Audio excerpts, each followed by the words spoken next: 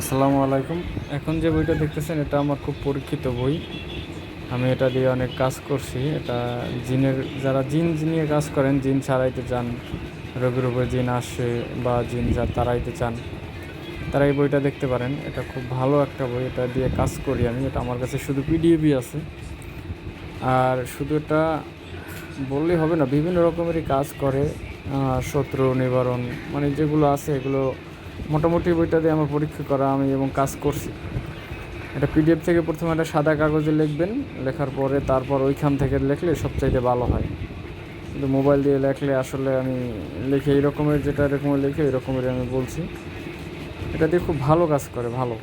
আপনি দেখাচ্ছি আরও, এই যে দেখেন, এটা হচ্ছে নিয়ম। এখানে নিয়মগুলো লেখা আছে, এই নিয়মে কাজ করতে হবে।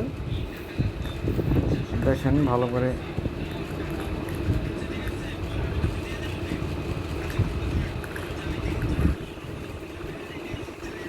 এই নিয়মগুলো ভালো করে পড়লে আসলে খুব কাজ করে। সব তো নিয়ম লেখাতে হয় না, আসলে বইয়ের আগে ভূমিকাটা পড়া উচিত।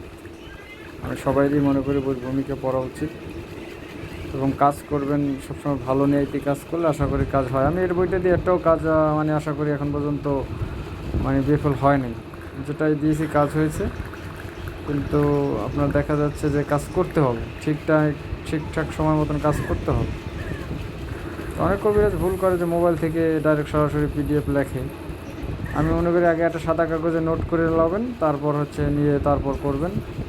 এটা সবচাইতে ভালো হবে, সবচাইতে। তারা দেখেন, সমস্যা নাই।